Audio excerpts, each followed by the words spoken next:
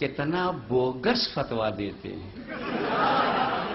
ہمیں جو دارالعلوم کے لوگ پیسہ لے کے فتوا دیں وہ فتوا نہیں ہے، لقوا ہے. اچھا یہ بڑے چالاک، انہوں نے پہلے اسٹڈی کیا سب کو تو آتنکوادی نہیں بنا سکتے، پھر کیا کرنا چاہیے؟ کیوں؟ لوگوں کا الگ الگ نیچر ہے، کچھ کاروباری ٹائپ کے ہیں، کچھ راجنیتک کیڑے ہیں ان میں، تو بولے ان کو جمیعت العلماء میں ڈال دو. بولے کچھ لکھنا پڑھنا لٹریچر اکیڈمک نیچر کے ہیں، بولے ان کو جماعت اسلامی میں ڈال دو. کچھ بس ایسے ہی عوام ہیں، سیدھے سادے ہیں، نماز روزے سے دلچسپی رکھتی ہیں، بولے تبلیغی میں ڈال دو. کچھ دین سیکھنا چاہتے ہیں، بولے دیوبند میں بھیج دو.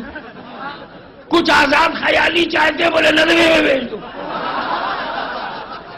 اور یہ سب ایک ہیں، ان کا نیچر ہو. بولے یہ بڑا لڑاکو ہے، یہ بڑا دبنگ ہے، یہ اس دور کا سمر ہے، یہ ذریت ابن زیاد ہے. تو بولے پھر انہیں لشکر طیبہ میں ڈال دو، حزب المجاہدین میں ڈال دو، طالبان میں ڈال دو، القاعدہ میں ڈال دو. میں یہ نہیں کہتا، جملہ نوٹ کرو، میں یہ نہیں کہتا کہ ہر وہابی آتنکوادی ہے. کچھ نماز روزے والے بھی ہیں، کچھ لٹریچر والے بھی ہیں، کچھ تو خوش نوشوں خوش پوشوں کتب فروشوں کی جماعت ہے. میں یہ نہیں کہتا کہ ہر وہابی آتنکوادی ہے، مگر میرا چیلنج ہے پرشاسن کو کہ ہر آتنکوادی وہابی ہے.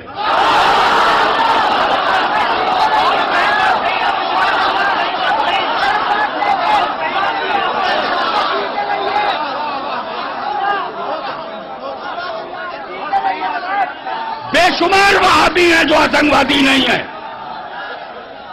بے شمار وہابی ہیں جو آتنکوادی نہیں ہے.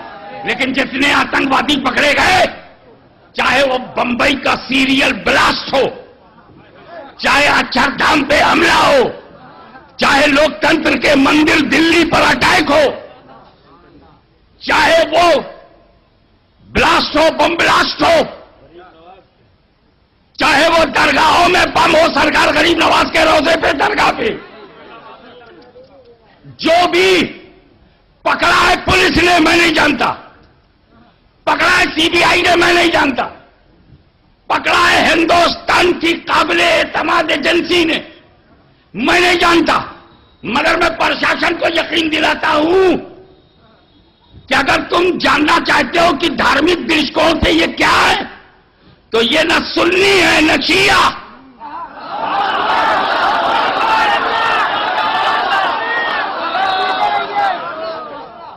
بیچارہ سنی اپنی پہچان جب کھو دیتا ہے تو دوسرے بے ایمان بھی سنی بن جاتے ہیں.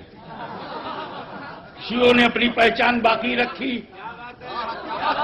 ان کی ہمت نہیں کہ شیعہ جماعت میں جائیں، ان کی ہمت نہیں کہ شیعہ کی مسجد میں جائیں. بس ایک غریب سنی ہے مسجد میں گھسے جا رہے ہیں. ابے جب تمہارے باپ دادا نے کچھ وقت کیا ہی نہیں تو وقت بورڈ میں کیوں ہو؟ اہل سنت و جماعت، اس میں ایک جماعت صرف پیچھے رہ گئی جو کہلاتی نہیں. اہل حدیث تو اپنے آپ کو سنی کہلانے کو تیار ہی نہیں، مسجدوں پہ لکھا ہے اہل حدیث. ایک گل میں مننا گا انہوں نے کہ ہینگ ضرورت آ رہا. کیوں کہ کھلا کھلا لکھ دے دیتا ہے نا، بس یہ اہل حدیث ہے. جو بندی وہ بے غیرت ہے کہ جو کچھ اس کے اندر ہے وہ لکھ بھی نہیں سکتا.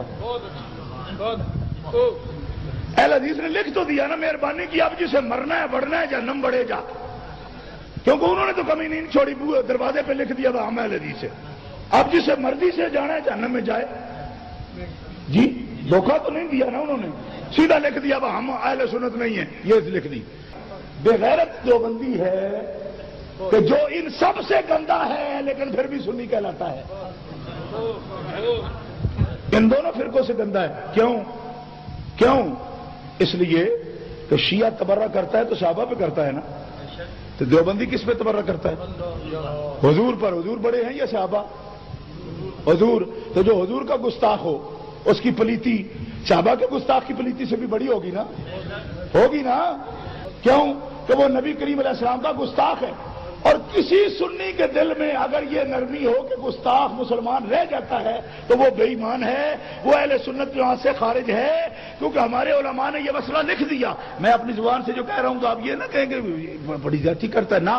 500 علماء ہند نے تصریح کر دی، اجمع العلماء علی ان شاتم النبی المتنقص له کافر والوعید جار علیہ بعذاب اللہ تعالی وحکمہ عند الامت القتل ومن شک فی کفرہ فقد کفر.